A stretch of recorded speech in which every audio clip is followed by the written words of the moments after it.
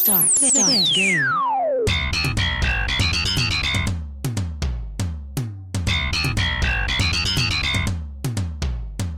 ¡Hola! Desde Parkville en Victoria hacemos Cancheros en Melbourne. Con ustedes, bueno, mi nombre, Alfredo Serrano Carreño, y con ustedes también, el más vasto de los vastos, Juan Felipe Vasto Trujillo. ¿Qué dice el vasto dice? Hola, señor Alfredo Serrano, ¿cómo le va? ¡Hala! Muy bien, la formalidad hoy ante todo, ¿no? Porque me toca serio porque mi papá dijo, no, es que usted está muy chistoso en esos episodios, entonces me voy a volver serio. Me dijo, no, usted está muy chistoso últimamente. Muy chistosito, sí, muchacho. Sí. Oiga, más? No, pero toca con no, gracia. No, porque... mentira, ya volví a ser yo. Yo ya le quito la gracia, no se necesita más. Suficiente con eso. Sí. Bien. Ahora sí volvimos de la cuarentena otra vez. Sí. El fin de semana pasado estábamos en medio de cuarentena, otra vez volvemos a la normalidad, otra vez a libertad condicional. Ya se pudo volver al estadio. Sí, y usted volvió con toda, ¿no? También. Tocaba, porque de vez en cuando hay que darse esos gusticos. ¿Y cuándo dice uno que puede volver, digamos, a una final de un Grand Slam? No, eso no es fácil y pues hay que aprovechar mientras se pueda, y me encanta que eso haya pasado. Y bueno, pues cuente, eche envidia porque ¿para qué fue también al estadio? Entonces estamos hablando de la gran final femenina del Abierto de Australia, el Australian Open. Sí, de la final femenina jugaba Jennifer Brady contra Naomi Osaka, que era la gran favorita. Desde la previa habíamos hablado, yo he hablado con unos amigos que la que saliera de esa semifinal entre Serena Williams y Naomi prácticamente casi iba a ser la campeona. La previa estuvo relajado, pensé que iba a haber como más ambiente, no sé si de pronto para el de hombres, que ese sí no hay oportunidad para ir, pero sí, la gente como que allá afuera del estadio hay unas mesas y la gente toma sus cervezas, come, hay pantallas gigantes para los que no entran al estadio, puedan ver el partido desde afuera. Entonces están esas dos opciones. Paga uno el tiquete para ingresar al Rod Laver Arena, que es el estadio ahí, o si no, quedarse solo por las afueras del estadio en el complejo deportivo y ver el partido. Sí, y ver la final en la pantalla gigante. Y ya dentro del estadio sí se sentía un poco el ambiente. Pensé que iba a ser un poco más finalero, así, sí, apasionante, efervescente que la gente, pero sí gritaban de vez en cuando Naomi. Al principio el público estaba recostado obviamente por Naomi Osaka, casi todo el mundo haciéndole fuerza. A medida que se fue dando el partido, claro, como en el primer set lo ganó Naomi, la gente, yo lo tomo por ese lado, se empezó a recostar un poco más a favor de la estadounidense para que el partido durara un poco más. Entonces como que haciéndole fuerza que sí, pero ya en el segundo set sí fue prácticamente un solo de Naomi Osaka y la despachó rapidito, y el partido demoró solo 1 hora con 17. No se fueron a tercer set como pensaba yo que de pronto en algún momento se podría dar, pero la experiencia como tal muy chévere, muy bacano ir, aguanta bastante, le hace uno la inversión, pero a la final queda ese recuerdo y digamos queda la foto de que uno pudo asistir a un evento de estos, después la premiación, las palabras ahí, y ya todo el mundo, después del partido, seguía la final de dobles mixta. Pero ya casi todo el mundo, muy poquita gente se quedó porque primero empezaba muy tarde y ya como que todo el mundo quería irse como de fiesta. Claro. Saliendo como a las 9:30, 10 de la noche, todo el mundo salía de ahí por los alrededores, se queda Richmond y quedan todos esos bares, para allá se iban todos a beber cerveza. Apenas es. ¿Y para dónde fue Juan? ¿O se quedó viendo la final de hoy? No, también salimos y para la casa, no más porque había trabajado y estaba como cansado y ya... Uno de abuelo a estos 27 años ya empieza a dar sueño como a las 9 de la noche. Ya esta cosa no da. Sí. Bueno, hay que aclarar que este episodio está saliendo minutos antes, un par de horas antes tal vez, de la gran final masculina. Entonces de aquí no esperen que hablemos de eso, porque entre otras cosas, hoy y minutos antes de una nueva temporada también de otro podcast. Ah, bueno, sí. Porque minutos. Pronto también escuchen ahí, entonces va a ser ahí. Igual ya con la imagen del episodio y todos saben quién es el invitado del día de hoy. Claro, entonces vamos a estar de otro podcast más también. Entonces, sí, hoy tenemos invitado. Hoy tenemos invitado y vamos a estar bien acompañados después de esta experiencia que nos compartió Juan Felipe, y que eso a la final es lo que queda. Y nada, pues démosle rienda suelta a este capítulo de Cancheros en Melbourne. Sí, de paso invitarlos a que entonces nos sigan en nuestras redes sociales, que son Cancheros en Melbourne en Instagram, en Facebook y en Twitter, que en Twitter nos consiguen como Cancheros AU, y en todas las plataformas de podcast. Entonces ya tenemos en Spreaker, en Spotify, ahí le pueden dar seguir para que les llegue la notificación de cada que salga un nuevo episodio. Igualmente en Apple Podcast también hay igual seguir para que les lleguen los episodios, y también en Deezer, bueno, en todas estas plataformas de audio para escuchar episodios de podcast, inclusive en YouTube. Ahí también ya se sube el episodio automáticamente. Y bueno, hay muchísimas partes donde pueden observar, no, escuchar sus episodios y dejarnos por ahí su comentario, cualquier cosa que quieran, y o algún tema, algún deporte que quieran sugerirnos también. Están muy invitados y vamos a estar muy pendientes para responderles. ¡Arrancamos! Con la camiseta y pantaloneta puestas, amarrados los cordones, saltan a la cancha Juan Felipe y Alfredo. Así que suban el volumen que llegaron los deportes. Bienvenidos a Cancheros en Melbourne. Bueno, y como ya lo anunciamos, entonces hoy tampoco estamos solos, hoy tenemos grata compañía y vamos a darle rienda suelta a lo que nos apasiona, que son los deportes también y pues historias de vida también, ¿no, Juan? Sí, claro, el día de hoy tenemos la oportunidad de conversar con Sebastián Heredia Ferro, uno de los personajes que en estos momentos está pegándole fuerte en lo que es el periodismo deportivo, que sus comentarios, sus críticas y toda esta parte que concierne en cuanto a dar un análisis específico de algo, hace que marque la diferencia. Quizá en algunos lados no les guste, en otros saben y valoran mucho ese esfuerzo que hace por siempre contar lo que es la verdad, decir lo que es, y claro, lo tenemos el día de hoy aquí en Cancheros en Melbourne y le damos la bienvenida de una. Sebastián, ¿cómo vamos? ¿Qué tal? Muchísimas gracias por estar acá compartiendo con nosotros el día de hoy. ¿Qué más, Alfredo, Juan Felipe? ¿Cómo va todo? Muchas gracias por la invitación y bueno, ya veo que ya hicieron esto y pues obviamente todo lo que se hace con Solano sale mal, entonces seguramente conmigo va a salir peor, pero todo bien, acá estamos. Bueno, aquí en el dúo entre Juan Felipe y yo también digo lo mismo. Cada vez que es conmigo, va peor. Pero bueno, démosle rienda a ver qué sale. Sí, eso. Así es. No hay que preparar nada, sino que fluya. Sí, que fluya, que fluya. Bueno, qué bueno que esté aquí con nosotros, pero sí quisiéramos conocer un poco de la vida, del trasfondo, de la profesión también, del ejercer de la comunicación y cómo arranca este cuento de estudiar o de una vocación previa a llegar a la academia.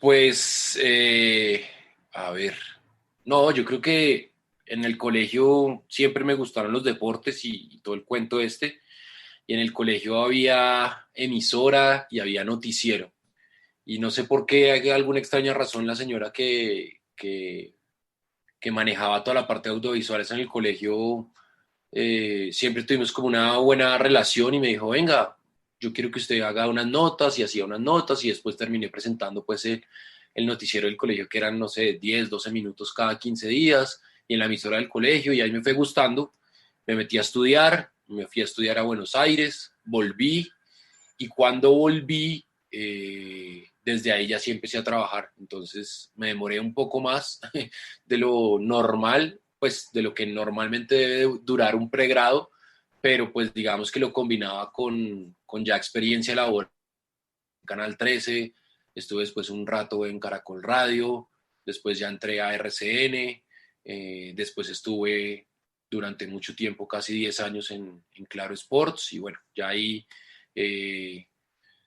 pues entré a Fox, ESPN, ahora estoy en RCN, pero digamos que combinando siempre trabajar con estudiar, por eso me demoré un poquito más, casi 4 años más en graduarme, pero bueno, así fue. Tranquilo que así voy yo, que llevo más de 4 años intentando graduarme, pero ahí voy. Sí, tranquilo que no fue el único. Y Sebastián, pero como aquí vamos a conocer más de la historia de Sebastián, hubo algo con la aviación. Cuéntenos esa historia, que también estaba pendiente de la aviación ahí. Sí, a mí, de hecho, todavía me llama mucho la atención esa vaina, porque a mí la vida de aeropuertos y hoteles, no sé por qué, pero me gusta mucho. Yo tengo ese espíritu de estarme moviendo, más allá de que no me mueva mucho, porque pues obviamente por trabajo y porque pues ya tengo mis hijos y mi esposa en Bogotá, pues nos movemos lo justo, pero siempre me llamó la atención eso, y los aviones siempre me gustaron, y cuando chiquito me gustaban mucho los aviones, pero al final, no sé, al final decidí estudiar comunicación. No me arrepiento en lo absoluto, pero sí creo que de pronto llevaría una vida menos, ¿cómo decirlo? Menos preocupada internamente hablando, digamos. Tengo muchos dilemas internos de cómo se lleva el periodismo, lo que se dice, cómo se dice, cómo llegan, lo que hacen para llegar. No sé si eso pase en los otros, digamos que en las otras profesiones, ojalá no, pero sí no, tengo muchos dilemas internos y seguramente si hubiera estudiado otra cosa estaría un poco más tranquilo. Soy feliz, soy agradecido con todo lo que he conseguido y con lo que está por venir, que espero sea mucho mejor, pero, me encantan los aviones, me encantan y me hubiera gustado ser piloto, sí.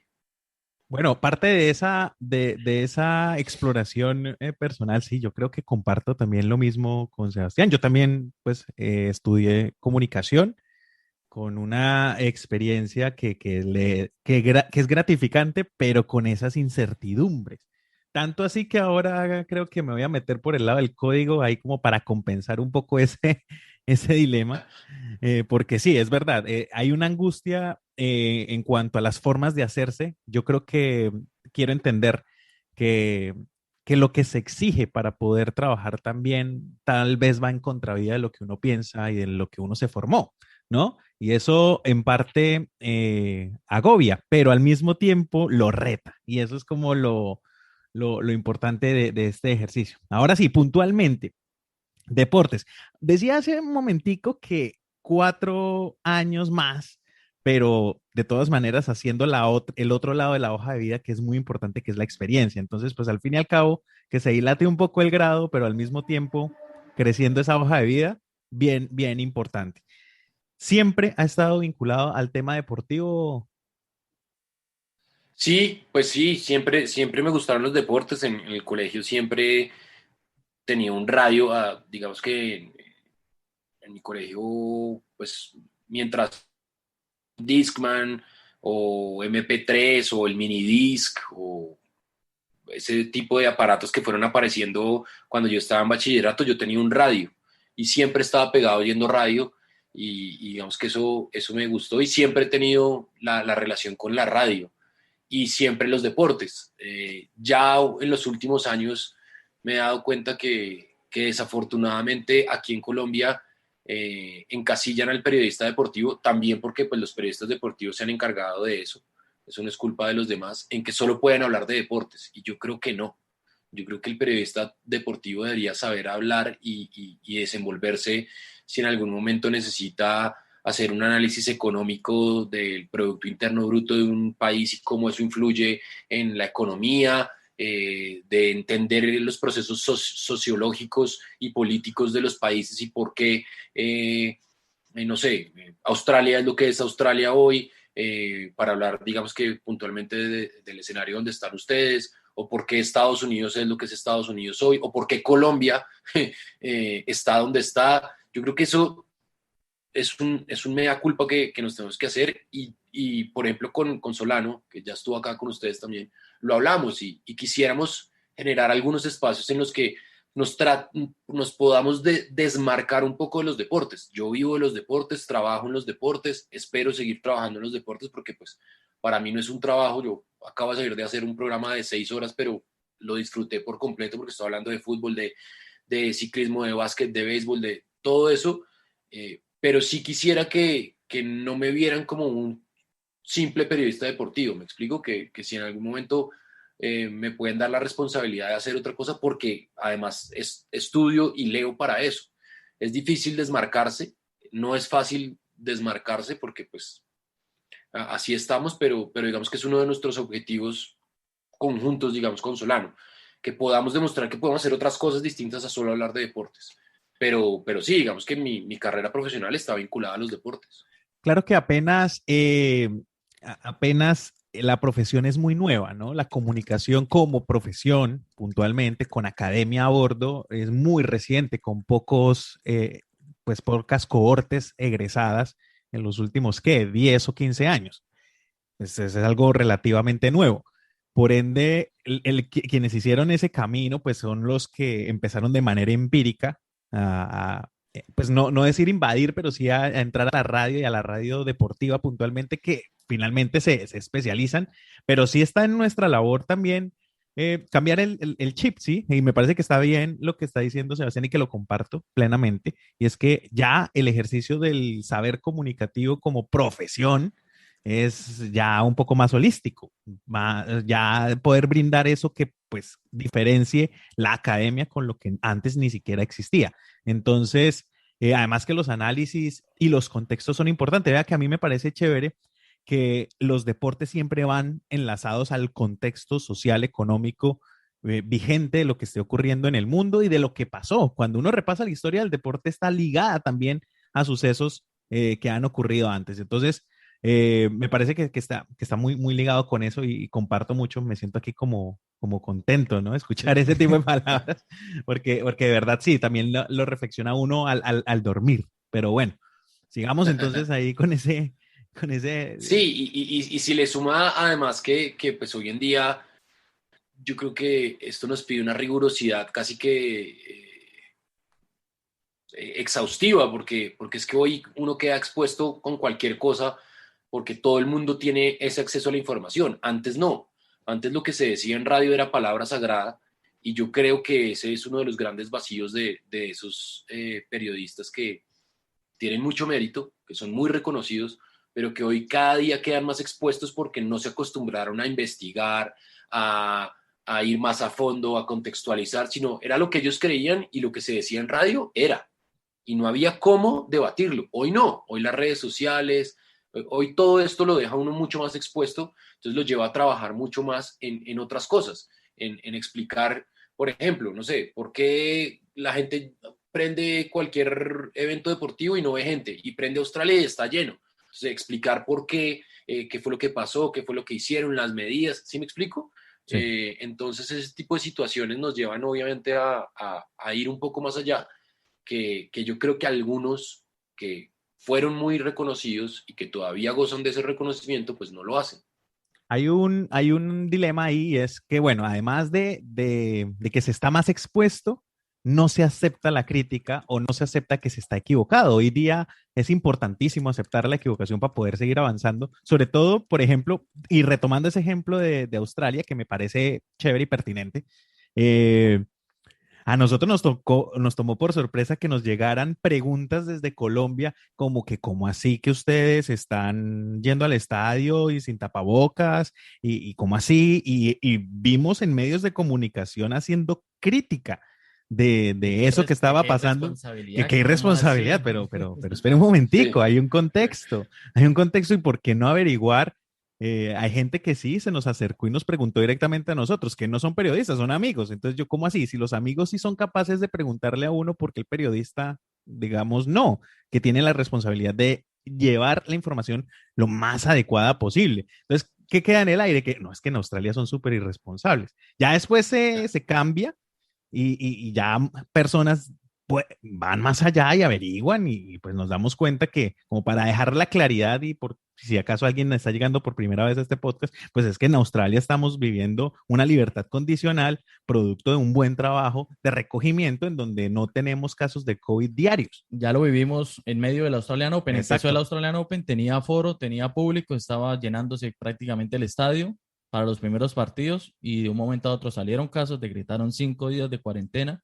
En medio de un partido de Djokovic sacaron a la gente, bueno, aquí se cumplen las reglas, se van para la casa para si no quieren sanción. Eso fue Ah, importantísimo. En medio del Y partido, todos para la casa, que nos preguntábamos, ¿y sí, qué va a pasar si el partido pasa de la medianoche, que es cuando se decretaba la cuarentena? sí. Y, claro. y aún así pasaron los 5 días, se contró y se volvió normalmente, Al otro incluso día, al otra otro día vez. volvió. Es que más allá del caso puntual, es que creo que nos forman en los medios de comunicación, nos forman entre comillas, digamos que ese es como los acuerdos tácitos que uno va adquiriendo y ojalá no sean así, ojalá pueda llegar más gente que los sea capaz de romperlos, que es que estamos nosotros para criticar y analizar, pero que a nosotros no nos analicen y no nos critiquen, porque ahí Sí, sí Bloqueo, bloqueo sí. o yo conozco, por ejemplo, desde hace mucho tiempo un periodista que tiene muchos seguidores en Twitter, vota pues cualquier cantidad de cosas en Twitter y él dice que él no mira las notificaciones. Y si ustedes se dan cuenta y entran a la cuenta del señor, pues se dan cuenta que el tipo no responde un solo tweet. Y eso yo creo que es invalidar un poco el debate. Obviamente uno no va a meterse con el que a uno le dice groserías, con el que lo trata mal, con el que piensa que cree que lo conoce a uno, pero con el tipo que le dice, oiga, no, es que usted está equivocado, pues hombre, bienvenido y hablemos y llegamos y creamos un debate en el que yo puedo estar equivocado o el equivocado puede ser usted.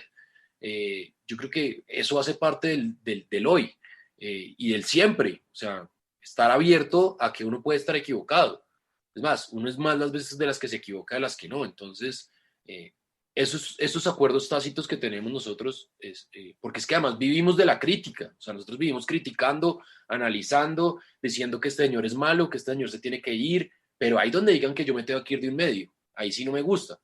Entonces, yo creo que ese tipo de formas hay que cambiarlas poco a poco y yo creo que tengo la esperanza que se puedan cambiar. Y es que Twitter ya dio pie en algo estos días, suspendiendo la cuenta de un periodista de Caracol, que salió con alguna noticia y le suspendieron porque la noticia que estaba informando, lo que estaba diciendo, no iba como llevando Sí, la yo verdad, prácticamente. no entendí muy bien el proceso de Gustavo Gómez de la suspensión, que es pues, el periodista que se le suspendió. Yo creo que hay cosas más graves y creo que Twitter ahí de pronto habrá alguna explicación. A lo que hoy es que nosotros como periodistas pues no nos gusta que nos digan las cosas. O nosotros no, a mí sí, y yo no tengo problema, siempre que sea con respeto. Pero pues conozco muchos a los que uno no les puede decir absolutamente nada. Eso es lo que hay que cambiar, creo yo. Sí, cuestión de relevo de generación también. Como decíamos, hay una generación empírica versus una de generación que apenas está saliendo de la academia, que esa academia también se está reinventando constantemente y que todavía está en ese proceso. Entonces, estamos en esa mezcolanza de evolución que de todas maneras también, y hay que decirlo sin temor de nada, y es que el medio de comunicación también está amarrado a unas obligaciones que en consecuencia ponen también a la opinión de las personas que están allí dentro. Entonces, influye un poquito o da un poco de temor en algunos aspectos decir ciertas cosas porque si no van a haber algunas consecuencias. La famosa Martín de Francisco. Bueno, sí, por ejemplo. Pero vea que eso tiene tan de largo como de ancho porque pues sí, obviamente hay unos medios que ya se están descarando, por ejemplo, lo de Semana, pues ya Sí. es descarado, lo del Tiempo con lo de Margarita Rosa, a mí también me pareció tremendamente asustador, sobre todo además porque le ponen la columna justamente al lado. Claro, Pues claro. obviamente no hay ningún otro recurso de parte de Margarita Rosa que decir, pues yo aquí no puedo estar. Pero también yo creo que hay un cierto, ¿cómo se llama eso? Un cierto señalamiento por más allá, y se lo digo por experiencia propia. Yo, por ejemplo, estoy en mi segundo ciclo en RCN y trabajo en RCN y RCN pertenece a la organización Ardila Lule. Y a mí nunca me han dicho que yo no puedo decir nada contra Uribe, que no puedo decir nada contra Nacional, que además son del mismo dueño. Hay unas reglas que obviamente uno tiene que cumplir que en todo lado, pero yo creo que a veces se exageran más de lo que es. Y a mí, se los juro, a mí nadie, ningún directivo RCN me ha llamado a decir, oiga, usted no puede decir esto, puede decir esto. Lo único es, nos piden el favor, como medida, que no mencionen cosas, por ejemplo, o que no tomemos dentro de las instalaciones competencia de las gaseosas de la organización, que podemos entrar a discutirlo. De resto, no más. Pero, obviamente, si hay unos sesgos, parte de la gente, no, es que como usted trabaja en RCN no es uribista, ¿no? No. Yo puedo ser una de las personas más antiuribistas que hay en RCN, sin duda alguna.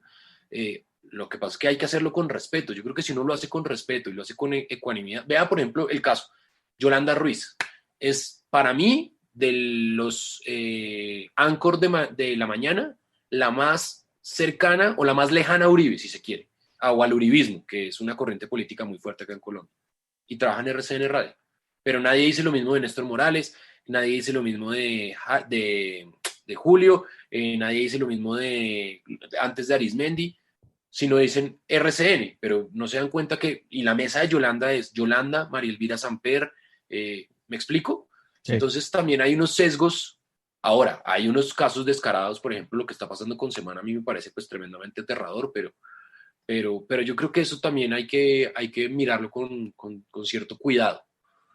Sí, hay unas críticas que son exageradas y hay verdades que se dan por legítimas todo el tiempo y eso pues no ocurre de esa manera. Ahora, la misma evolución de las redes sociales, espacios como los podcasts que uno puede hacer de manera independiente, también ayudan al debate y a poner en tela de juicio, obviamente lo mismo, bajo el respeto, no por el hecho de que aquí se maneje la informalidad, entonces perdemos el respeto, no, pero sí hay como un balance en donde ya tenemos más opciones de contrastar información entre un lado y otro. Entonces, quienes salieron de semana van y hacen un medio alternativo que apenas es naciente, pero por los nombres de las personas que van y su experiencia, pues ya tiene peso, sí, ya tiene gente. Entonces, el debate de la comunicación, bien sea el deportivo, el político, el que sea, también va añadido al tema de las ideologías, cómo las ideologías también nos sesgan a criticar por criticar. Encuéntrenos en Instagram y Facebook como Podcast Cancheros en Melbourne. Están escuchando Cancheros en Melbourne, Juan Felipe Basto Trujillo. Y bueno, Sebastián, ahí seguimos un poco, vamos como haciendo un mix de así de la actualidad, pero también vamos a seguir hablando de su historia. Y ahí tuvo la oportunidad, nosotros, bueno, que estamos en este momento en Australia, su merced tuvo la oportunidad de ir a estudiar, creo que un año larguito a Argentina. ¿Cómo es la pasión volviendo más a los deportes otra vez? ¿Y cómo es la vivencia del fútbol para que nos cuente así bien chévere? Que tuvo la oportunidad de ir bastantes encuentros deportivos, estar pendiente del deporte en Argentina, que es un país tan pasional en este sentido.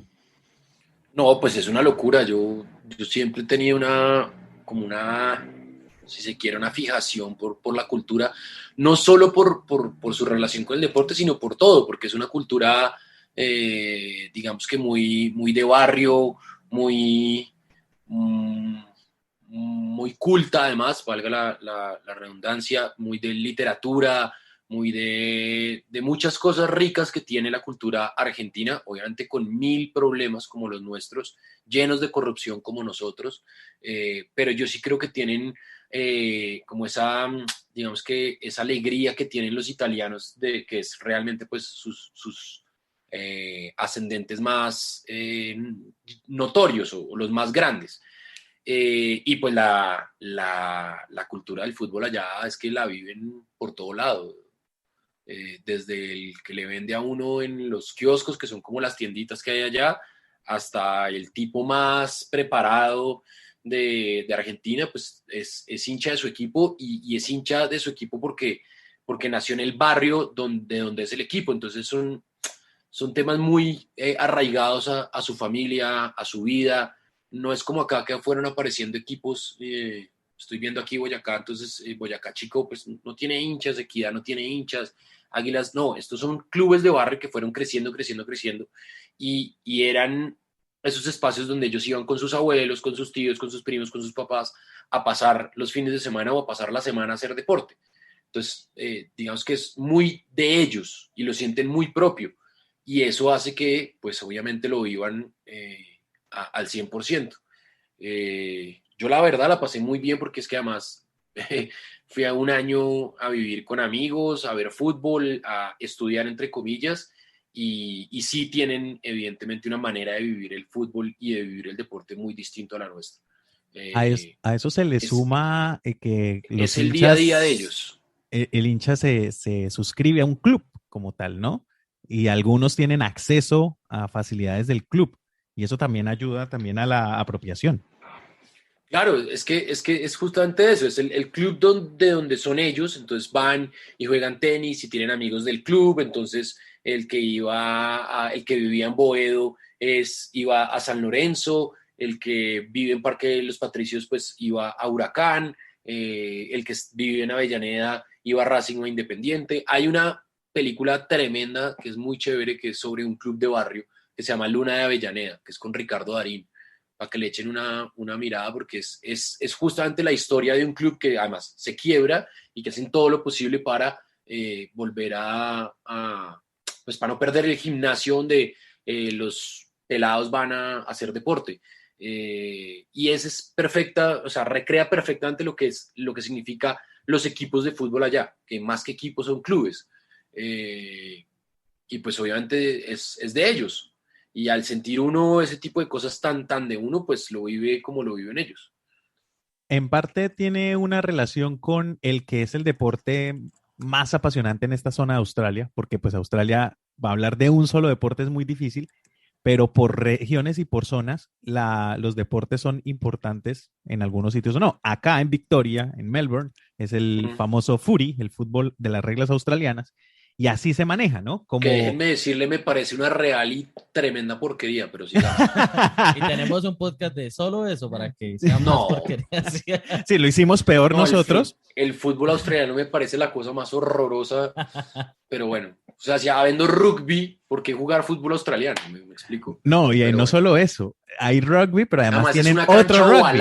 Es una cancha ovalada del fútbol australiano. Eso es una locura, ¿no? Es la cancha del cricket. Es la cancha del cricket, sí. Que entre otras cosas.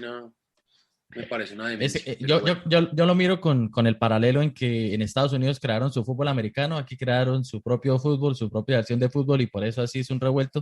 Lo único que sé es que aquí son muy aficionados a ese fútbol, y es, en vez del fútbol soccer como nos toca, aquí eso usted los ve, yo en el trabajo los veo como en las máquinas que manejan con banderas, camisas, y por ejemplo a mí para romper el hielo a veces con australianos, que dice uno voy a gastar el inglés un rato, háblele de fútbol, y eso ahí lo tiene una hora hablándole de toda la historia. Ahí sí lo tiene muy propio. Es la misma historia porque son equipos de barrio.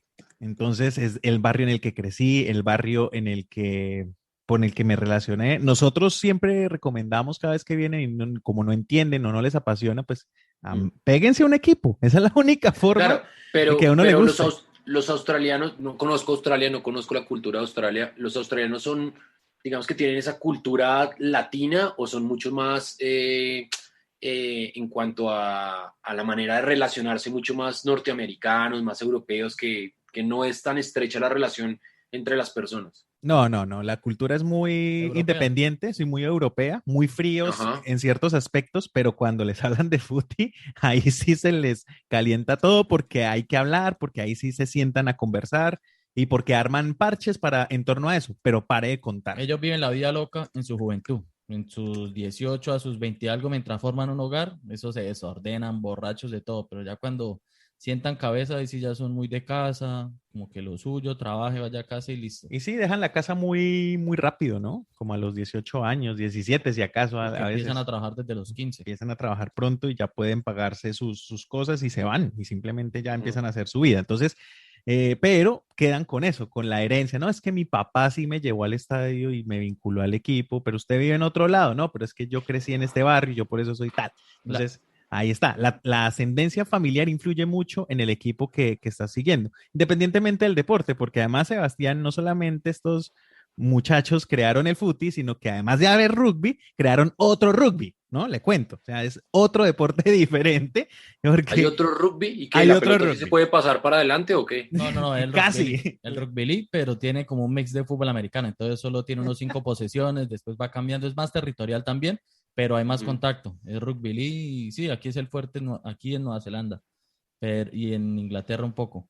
Pero bueno, y el fútbol, volviendo un poco a ese, también quería yo resaltar que la pasión del fútbol como tal aquí, bueno, sobre todo en Victoria, que es donde lo estamos viviendo, es en el fútbol amateur. Entonces aquí hay la liga profesional, la A-League, pero se juegan como unas estatales, se llama una NPL, y ahí los que le ponen la sazón son los inmigrantes, que entonces sale el equipo de griegos, el equipo de judíos, y ahí es donde se mueve mucho y ahí es donde está lo más pasional. Pero no es como Interroscas, sino que son clubes que incluso algunos fueron profesionales antes de que se creara la A-League, y pues en últimas, por cambios de gobierno y de disposición, desde el 2004 existe la Liga Profesional A-League, pero antes se jugaba otra liga profesional, y esos que quedaron por fuera juegan en estas ligas que tienen ascensos y descensos en 3 niveles. En PL 1, en PL 2, en PL 3, ascienden y descienden entre esas. En cambio, la liga profesional ni siquiera tiene descensos. Entonces la hace más interesante porque, entre otras cosas, es también entre barrios, equipos que crecieron en barrios por comunidades, que los turcos crecieron en tal barrio y ahí tienen su comunidad y su economía. Eso se da mucho en una ciudad así multicultural como esta. Y el fútbol soccer, digamos que se vive con más pasión en estos niveles, sin que sea así como de millones de audiencia, pero sí mueve gente. Entonces, Qué locura. es una locura completa. Pero bueno, hablando de locuras completas, pues bueno, ya Sebastián, para él no es sorpresa nada. Entonces, más bien preste atención a ver qué es lo que le dejaron por aquí. Encartada, se pegaron y se nota que ya los invitados están empezando a escasear para que hayan invitado a este personaje. Pero no, mentiras, hombre, él sabe todo el cariño, admiración sobre todo y respeto que le tengo, porque es un gran periodista de esos que no se esconde, que sí, que dice las cosas como son, que quizás en un país decente, de esos que no les gusta esconder las cosas, él estaría pues en lo más alto, porque si así nada más y lo está, imagínese en un país que dejaran decir las cosas y no escondieran todo debajo del tapete. Ay, qué puta. Este man es gris, es blanco o negro, no es gris. Y eso es lo chévere de su personalidad. Va siempre al frente, no hay hipocresía. Y encima de todo eso, de esas grandes cualidades que tiene como profesional y como periodista, es un amigo. Yo le he dicho a él es como pues, es como un hermano. Eh, el aprecio que le tengo a la familia de él, el que le tienen en mi casa, en mi familia también. En fin, pero no, anécdotas con este Alepruz, como yo le digo, hay muchas. Uf, yo creo que hay que recordar para que les cuente cuando él llevaba loratadina a la Bombonera porque era alérgico a los mariscos y llevaba siempre la loratadina pensando que allá se iba a comer un ceviche o algo, o en el chorizo le iba a salir algún marisco. Esa es buenísima. No, es que con este man hay varias y muchas que se pueden contar y otras que no. Pero no, una amistad fija, firme, un tipazo, de esos que nunca dicen que no a nada. Eh, y mire, es tan buena gente que en el momento en que yo me quedé sin hacer radio, me llevó a un programa de Santa Fe para que yo hablara bien de Santa Fe. No tengo nada contra Santa Fe, obviamente, pero me abrió las puertas para que yo siguiera haciendo radio y fue un proyecto hermoso que después por esas cosas de burocracias y demás, se terminó porque en esa emisora se estaban dando cuenta que les estábamos poniendo la pata a la competencia dentro de la misma emisora y en un momento crucial nos dieron la espalda y pues hombre, había que acabar el proyecto ahí. Pero en ese momento me sentí otra vez pues importante porque, hombre, hablar en radio y estar en radio es muy chévere, sea lo que uno esté haciendo, pero me abrió las puertas en un programa de Santa Fe, en el que a mí se me burlaban por ser del América, en fin. Pero no, es sencillamente eso, este man es un tipazo, es un hombre hecho y derecho con todas las cualidades, un profesional bravo, bravo. Man le habla de todo, de tiro al arco, de Santa Fe, de Millonarios, de Nacional, de América, de curling, de lo que quieran. Este man está bien informado, está bien enterado y de eso hay poco, acá en Colombia sobre todo. Y esa envidia muchas veces y ese talento que este tiene ha, ha movido muchas fibras y muchas cosas. Por eso muchas veces lo quieren ver lejos, porque no son capaces de ver que alguien está creciendo y les está poniendo la pata. No, pues nada, él sabe el cariño. Yo acá no tengo nada más que decir, pero le mando un abrazo, él sabe, un abrazo grande y todo el cariño siempre de mi familia para con la de él. Un abrazo. ¿Quién es ese personaje, Sebastián? Dios mío, es el gordito más mal geniado del periodismo colombiano, así no parezca que es Cristian Mejía, que Pero ahora es el flaco, ¿no? ya es flaco, ya está hasta más flaco que yo casi. Eso sí no me gana subiendo a Monserrate, porque el otro día subimos y me tocó esperarlo, pero bueno. No, pues es que el gordo, a ver, ¿qué es el gordo? El gordo es como uno de mis tantos hermanos y además lo conocí en Buenos Aires, o sea, lo conocí estamos que en el 2021, hijo de madre, hace 15 años ya. Y yo no tenía ni idea, porque es que además el gordo es mucho mayor que yo. Y lo conocí por intermedio del que es pues mi mejor amigo desde que tengo 8 años, que es Daniel Rivas, que él vive allá y desde Buenos Aires hicimos una conexión increíble. Él se quedó un tiempo, yo me vine para acá. Cuando él vino acá, pues hicimos todo lo posible para que se conectara. Se conectó porque es que además es muy bueno, se mantiene una capacidad de escribir y de interpretar las cosas muy, muy bien y es muy bueno además, y aparte pues que es un tipazo, entonces somos muy amigos y pues somos como hermanos, o sea, creo que no hay un día que no hable con él, y como decía, hay cualquier cantidad de historias que son impublicables, porque realmente son impublicables, pero que son de las mejores cosas que me han pasado, y eso es la loratadina. La verdad es que yo soy muy alérgico y yo me acababa de ir a vivir solo a Buenos Aires y a mí me daba mucho miedo que una alergia me pegara en cualquier lugar. Ya me ha bajado un poco la alergia, con los años me ha controlado la alergia, pero siempre, no es porque la llevara a la bombonera, es que siempre tenía loratadina en mi bolsillo, en el bolsillo ese chiquito del jean, siempre tenía una loratadina porque no sabía en qué momento me iba a dar una alergia, no porque me fuera a comer un ceviche, pero pues obviamente todo entra dentro de la joda y dentro de la montada y desde siempre me la he tenido adentro con eso de la loratadina, pero es que era porque en cualquier momento me podía dar una alergia. Entonces lo primero que le hice fue decirle, si a mí se me llega a cerrar la tráquea, y puta, me mete esa pastilla como sea, que eso es lo único que me salva. Y bueno, ya después acá en Colombia pues hemos vivido cualquier cantidad de cosas, buenas, malas, muy malas, y nos acompañamos creo que en el peor momento de nuestras vidas y ahí estuvimos y bueno, ya ahora sí que estamos mucho más tranquilos, mucho más maduros, grandes, con hijos, es que ya hombres de familia y todo, irresponsables, pero pues aquí seguimos. Es quizá una de las personas de mis amigos más especiales.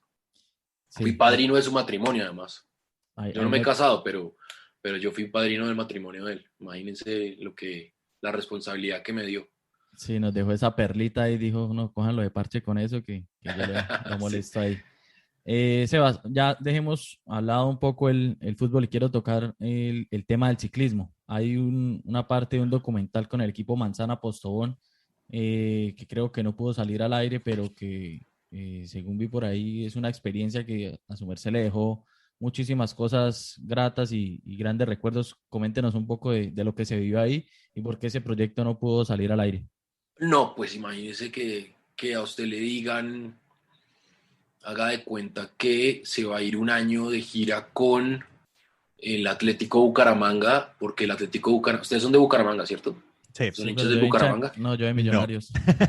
No, pero No yo son de sí, Bucaramanga. no, pero Pero yo sí cubrí al Bucaramanga por bueno, 12 años. digamos que Con no los un equipo Pumas, tan con los grande. Pumas de rugby. Listo.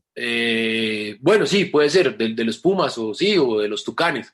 No sé, les dicen que están acá en Colombia y que los Tucanes van a ir a hacer una gira por Europa a jugar todos los torneos de la Unión Mundial de Rugby durante un año y ustedes van a estar todos los días con ellos, grabando y registrando todo lo que pasa en el día a día. Pues, o sea, imagínense la locura. Yo me logré levantar ese acceso porque siempre fui muy amigo de Ignacio Vélez, que es el hombre que estaba detrás del Manzana Postobón o de Mejor Pedaleamos Colombia, que es una fundación, una corporación que tuvo el 472, que tuvo el Café de Colombia, que tuvo el Pasión por Colombia, y llegó Manzana Postobón y el equipo se pasó a llamar Manzana Postobón. Entonces yo hablaba mucho con él porque digamos que él es una persona que ha sido muy crítica del sistema de ciclismo aquí en Colombia y una lucha constante con el dopaje, entonces por ahí nos conocimos y me dijo, esto fue como en octubre, me dijo, Sebas, tengo una noticia, el equipo va muy bien, va creciendo, muy seguramente en el 2017 vamos a ir a la Vuelta a España. Y a mí se me prendió el bombillito y dije, puta, el último equipo que estuvo en la Vuelta a España colombiano fue el Real Cabo Postobón, eso fue en el 93. Hagamos un documental de cómo un equipo de ciclismo colombiano con todo este boom, pues vuelve a la Vuelta a España. Obviamente con la seguridad que ya sabíamos, yo llamé a él, me reuní, le dije, ¿es seguro que ustedes van a la Vuelta a España? Me dijo, sí, está confirmado. Le dije, listo. Y arrancamos desde enero hasta septiembre a grabar un documental de 3 capítulos en el que mostrábamos el día a día de un equipo de ciclismo, en la construcción del equipo para llegar a la Vuelta a España, y pues yo era la persona encargada de dirigir ese documental interna, o sea, con ellos. Esto es digamos que esos documentales se llaman Verité, que es, no hay puestas en escena, es una cámara todo el día prendida con ellos. Hay algunas cosas que se recrean con micrófonos, pero el día a día había que registrarlo. Entonces me fui yo primero con un camarógrafo, después nos fuimos con 2 camarógrafos y bueno, iba creciendo según la competencia y así estuve todo el año con ellos. Entonces pues conocí cómo funciona una carrera de ciclismo en Europa, cómo funciona un equipo, lo que hay internamente, porque pues obviamente hay mil situaciones de las que pues obviamente me las quedo porque no tiene sentido hacerlas públicas. Pues lo que pasa en un grupo humano, que uno cree que todo es perfecto y no, y hay 1000 cagadas y 1000 vainas y 1000 situaciones, pero también conocí un grupo de gente espectacular. Mejor dicho, fue una experiencia, yo creo que ha sido de las mejores experiencias que he tenido en mi vida. Eso y mis 2 hijos, yo creo. Obviamente mis 2 hijos son más importantes, pero ese año fue una locura, pero fue un lleno de contrastes porque digamos que Manzana Postobón en sus procesos, al ser una empresa tan grande, pues se demoró en pasar, en financiar el proyecto, entonces nos quedamos sin plata, yo había renunciado y yo también me estaba quedando sin plata, entonces digamos que yo en Europa y mi esposa acá con mi hijo, porque no había nacido todavía el más chiquito, pues acá en Colombia, lejos, con problemas, algunos problemas económicos. Fue raro, fue un año raro, pero fue lleno de cosas buenas y experiencias. Y al final pues hicimos un producto, una chimba. A mí me parece que ese documental quedó muy bonito, ahí está. Pero pues lo que hablábamos al principio, las personas que deciden, no sé cómo deciden, la verdad, yo quisiera entender cómo deciden, pero pues para la muestra un botón, el día menos pensado, que es de Netflix, de Movistar, fue un éxito y nosotros lo habíamos hecho 3 años antes, solo que no lo habíamos hecho con el Movistar, sino con el Manzana Postobón, que creíamos que era una marca mucho más llamativa para Colombia. Y pues la gente que decide en el canal RCN, que es realmente la que tenía los derechos y digamos que la exclusividad pedida por Postobón, pues no le pareció llamativo y nunca salió al aire. Y ahí está. En algún momento saldrá, yo creo, esperemos. Ojalá para estar muy pendientes y conocer un poco más de las vidas de estos ciclistas también, que creo, como las de la mayoría de los Claro, porque ciclistas es que colombianos, muy fuertes. además proyectamos, digamos que 5 ciclistas, digamos que más allá de todo lo que pasaba, pues obviamente tenía que haber unas líneas biográficas, si se quiere, y proyectamos como 5 ciclistas que nos podían dar ciertas herramientas por sus características, por su potencial, y entre esos está Juan Felipe Osorio, que hoy está en el Burgos y que ya corrió su segunda Vuelta a España y que le ha ido muy bien, y que pues Pipe ese man es un pan de Dios, es una persona divina, un corazón gigante, un tipo entregado al ciclismo, y yo creo que le va a ir muy bien, y le está yendo muy bien. Tiene 23 años y pues ya está en el Burgos y tiene un buen contrato por fortuna. Y el otro es Juan Sebastián Molano, que ya pues está en el World Tour, ya está en las grandes ligas y en ese momento pues era la esperanza del equipo y pues obviamente tiene su carácter, es muy distinto a Pipe. El otro es Aldemar, que no le ha ido tan bien, digamos que no pudo trascender a Europa y corre aquí en Colombia, pero yo creo que es un muy buen ciclista. El otro es Hernán Aguirre, que también ha tenido buenos resultados, digamos que aquí en la comarca, pero le ha costado también correr en Europa, pero digamos que son historias de vida muy chéveres, muy bonitas, súper nuestras. Uno de Nariño, uno de Antioquia, uno de Paipa, y nos fuimos hasta sus casas, conocer cómo vivían, mejor dicho, todo. Y ahí está, en algún momento saldrá, yo creo que Eso, pues, en algún momento buscaremos la manera, así sea en YouTube o en algún lugar de ponerlo, porque la verdad que quedó muy, muy chévere y pues no nos creyeron. Esa es la razón, no nos creyeron. No, y ya estando valdría la pena que se pueda ver, porque ya nos queda a nosotros la Claro, espinita por lo pronto. No, y es que aparte del tiempo que pasaron allá, me imagino el tiempo de edición, escoger imágenes, o sea, el tiempo invertido tuvo que haber sido muchísimo. Entonces, no, pues un no, gallo, claro. por eso no aguanta que lo desperdicien o que quede por ahí, sino que la gente conozca ese trabajo y aparte de sí, todo lo que se hizo, conocer las vidas de estos muchachos que, como bien lo resaltaba Sebastián, hoy día ya hacen parte de equipos profesionales y son referentes para el ciclismo a nivel nacional y pueden ser ejemplos para esos que van desde abajo mirando, buscando referentes, ver que ellos salieron de ahí y pueden llegar algún día a estos equipos y competir a primer nivel. Claro, no, es que Sí, hay unas historias tremendas. O sea, Aldemar vive o es de Ramiriquí. O sea, llegar a la casa de Aldemar fue, no, sí, Aldemar, y también llegar a la casa de Hernán Aguirre. Ustedes no saben todo lo que hay que hacer para llegar a la casa de ellos. Y pues ver que ellos desde allá salieron a hacer semejante cosa, son unas historias de vida tremendas y súper inspiracionales además. Encuéntrenos en Instagram y Facebook como Podcast Cancheros en Melbourne. Están escuchando Cancheros en Melbourne. Alfredo Serrano Carreño. Que esos son ejemplos que sirven para la gente, para los jóvenes en Colombia, que al final todos los días nos bombardeamos con la mala noticia siempre, con todo lo que está pasando, pero también botamos buenas noticias, botamos buenas historias, tenemos casos Claro. de éxito muy chéveres y que vea, estos sí se truncan, estos sí no salen en primicia. sí, ahí, así es la cosa. Sebas, hay un último temita antes de terminar y muchísimas gracias por acompañarnos, pero quiero no dejarlo pasar por alto y por estos días es muy importante y sé que su merced con Cristian lo han tocado bastante y es el tema de la salud mental en los deportistas y de todas las personas. Han sacado 2 episodios muy interesantes en bajo rendimiento de este tema y ese tema quería traerlo aquí a colación a este podcast también a Cancheros en Melbourne porque no lo hemos tocado y me parece que Sebastián tiene bastante que aportar porque ha hecho investigaciones. ¿Qué podemos así para que la gente bien entienda que esto no es un tabú y que hay que hablar de eso y que los deportistas sufren? Y también Uf, llevándolo al contexto de la gente que vive fuera de Colombia y que por momentos a veces se siente sola, también puede llegar a sufrir esta enfermedad. Hablemos un poco más de la salud mental. es un tema muy, muy, muy delicado y muy bravo porque es quizá creo yo, desde esta es mi mirada, cero, digamos, sin ningún tipo de fundamento más allá de lo que percibo, y es que junto con el SIDA son las enfermedades de las que nos da pena hablar.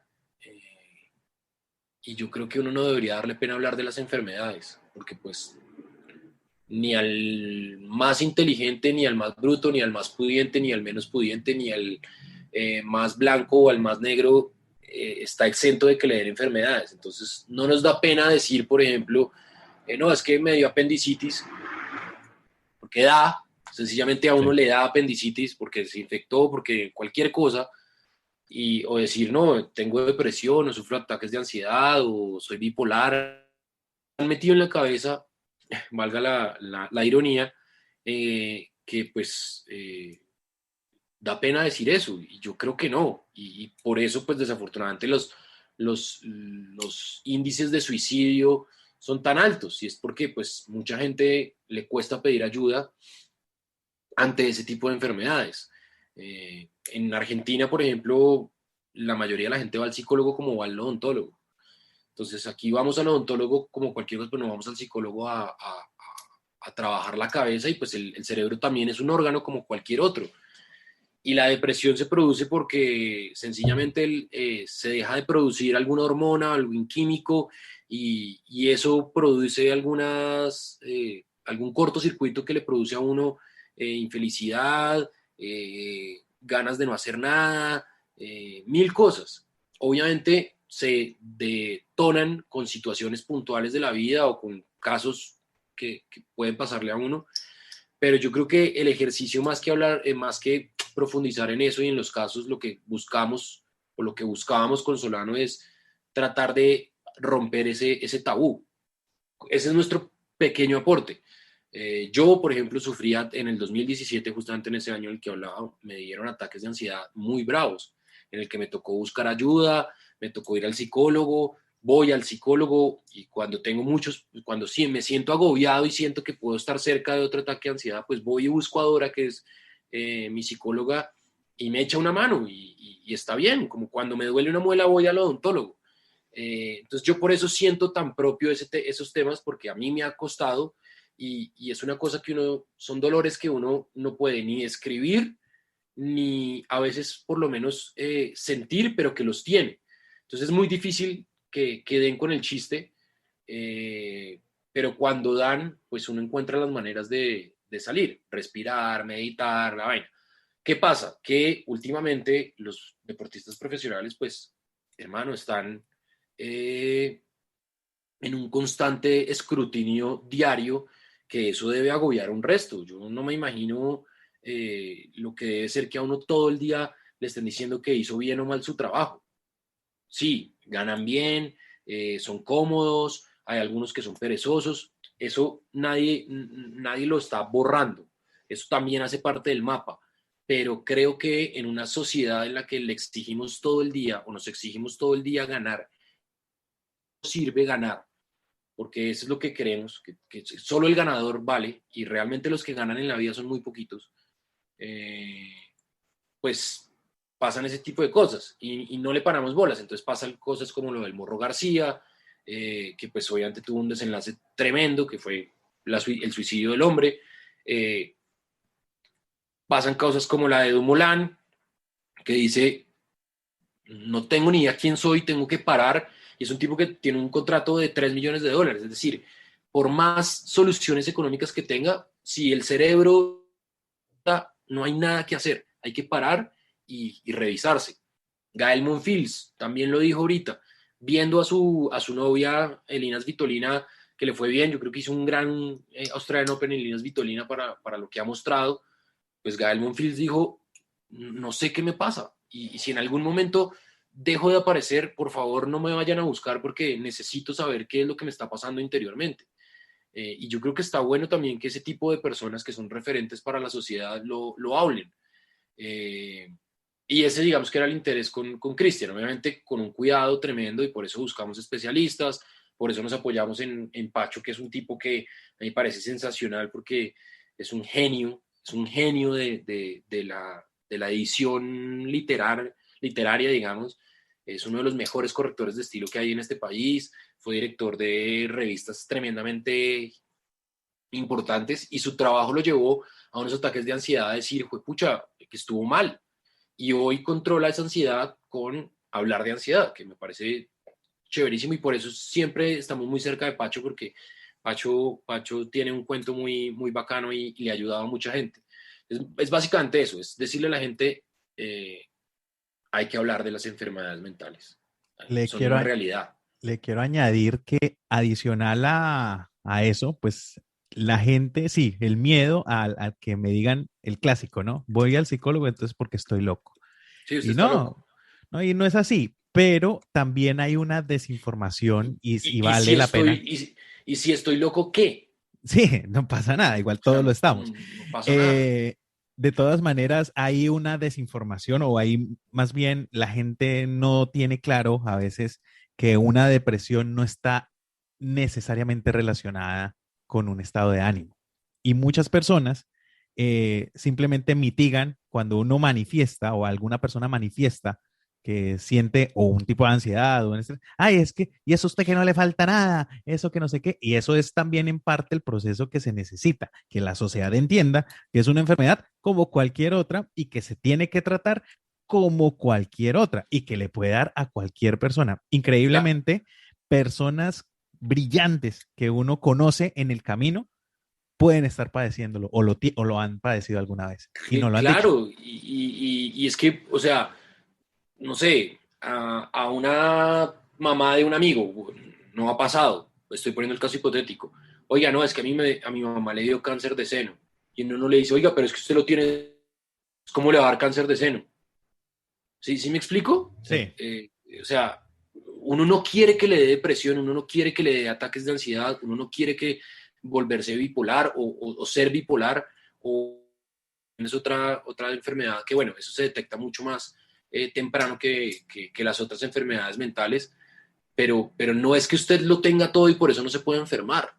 Y a veces en muchas situaciones, pues, el agobio es tan grande que no resisten. Y yo por eso a mí me cuesta mucho, digamos que, no sé si valga el término, adjetivizar al que decide suicidarse, porque uno no sabe por qué proceso estaba pasando esa persona. Y eso es muy también nuestro, estar suponiendo de la vida de los demás. Sí. Y eso no está bien. Yo creo que uno tiene que vivir su vida, su entorno, hacer bien en su entorno, no hacerle mal a los demás y ya. Pero es que aquí en Colombia y en nuestra sociedad estamos muy preocupados, digo porque es la que nos toca y la que yo vivo, estamos muy pendientes de lo que hace el otro. Y pues no, o sea, preocúpate por tu vida, preocúpate por hacer tú tu vida y el otro que se preocupe por su vida y ya está. Y seguramente así vamos a ser todos mucho más, vamos a estar muchos más tranquilos. No sé si más felices, pero sí por lo menos más tranquilos. Más llevadero todo. Bueno, Sebastián, Total. es un placer haber estado acá. ¿Ya vuelve por fin otro podcast más o cuánto vamos a esperar más? Ya vuelve. Ya vuelve. Nos demoramos un poco más de lo normal, pero digamos que la buena noticia es que vamos a aumentar un poco los contenidos. Digamos que cada episodio va a durar un poco menos, pero digamos que el reto, vamos a ver si lo logramos, es hacer casi que 2 o 3 episodios semanales. Pero ya vuelve. ¿Ahora en temporada con el de siempre o no? Abrimos temporada, no, yo creo que es un personaje del fútbol que les va a gustar mucho. Pues es un nombre muy grande que no sé cómo hicimos para conseguirlo, pero bueno, nos dio el tiempo y lo entrevistamos. Es un grande, no es colombiano, y pues obviamente ya llegará su momento de buscar al comandante, porque pues nuestra vida sin el comandante es casi que sin sentido. Entonces, ¿Qué no, hace, qué hace grande Jaime Orlando para que sean, no, pues como dijo todo, o una vez sea, Sebastián, voy a ser soldado de Dinas para siempre, con una frase que pero, le pero, escuché? pero siempre, o sea, es nuestro comandante, o sea, es que no hay un tipo más autóctono, más auténtico, más claro que él. O sea, todo lo que hace es demasiado grande, es demasiado, es muy suyo. Y creo que eso es lo que nos gusta a nosotros. A mí me parece espectacular. Más allá de que si nos gusta o no el periodismo que hace, que eso a mí no me interesa. Pero es un tipo que se la guerrea, que maneja las ruedas de prensa como a él se le da la gana sin ser el que está organizando la rueda de prensa. Verlo en una zona mixta es un espectáculo. A los que nos ha tocado estar con él, es eso. Yo el único consejo que le di una vez, estábamos, ya para cerrar, trabajaba en Red Más y creo que pues decidimos que Diego Chiribi iba a la zona mixta en Barranquilla y me dijo, bueno, yo en ese momento era el editor de la sección. Me dijo, Sebas, y bueno, ¿qué me yo le dije, no tengo nada que recomendar, pues es muy bueno, usted la tiene clara. Lo único que le digo es, la rueda buena es Dinas. O sea, usted parquéesele a Dinas y a Dinas le paran todos los jugadores y es impresionante. Todos los jugadores lo paran, todos los jugadores lo saludan, todos los jugadores lo quieren. ¿Por qué? Es un tipo respetuoso, porque es un tipo que los busca cuando ellos menos lo esperan, y porque es cercano a ellos. Ya uno entra a mirar si quiere uno ser cercano a los jugadores. Yo no soy cercano a los jugadores, no me gusta. Pero yo creo que él tiene su cuento y es un man que se la guerrea y se la ha guerreado toda su vida. Y su manera de expresarse pues es única. Eso es lo que a nosotros nos enloquece de nuestro comandante. Bien, ahí entonces les dejamos la invitación también para que se muy yo, bueno, sí, la mayoría está pendientes de otro podcast más, también de bajo rendimiento, que me parece también un proyecto muy interesante donde sí hablan de cosas específicas bien chévere. Y muchísimas gracias, Sebastián, por acompañarnos en este episodio de Cancheros en Melbourne. Esperamos que hubiera gustado y hubiera pasado un rato muy chévere, muy ameno. Ahora sí va por las raíces, dijo. Sí, no, a ustedes gracias. Y sí, digamos que otro podcast más nos vamos a dedicar a hacer un poco más, a joder un poco más, que es lo que nos gusta realmente, hablar de otras cosas, y bajo rendimiento sí se lo vamos a dedicar a la cultura deportiva. Qué bueno Encontramos, digamos, que hayan más nos episodios dieron- porque este muchacho no puede trabajar sin podcast. Entonces, nos dieron ese espacio ahí en RCN, entonces pues obviamente hay que aprovecharlo y posicionarlo así. Y en es un otro programa podcast diferente. más, Que, es o un sea, programa distinto, sí. sí. Y en otro podcast más, sí, pues vamos a joder un poco más. Ya grabamos, digamos que un par. El capítulo estreno también ya está en producción, así que, pues nada, gracias por oírlo, porque pues esto suena cliché, pero es en serio, sin los que lo oyen no estaríamos donde estamos, y la gente, la verdad, no lo esperábamos, nos ha escrito mucho. Entonces ya nos tocó ponernos juiciosos a producir podcast. bueno, listo, ¿no? Esto fue Sebastián Heredia para que estén pendiente de todas las producciones que ya se han mencionado. Ahí está otro podcast más. ¿Cuál es la otra? Bajo rendimiento. Bajo rendimiento. También en RCN, mejor dicho. Ahí para que estén muy atentos y yo creo que, sin más ni más, que les crezca.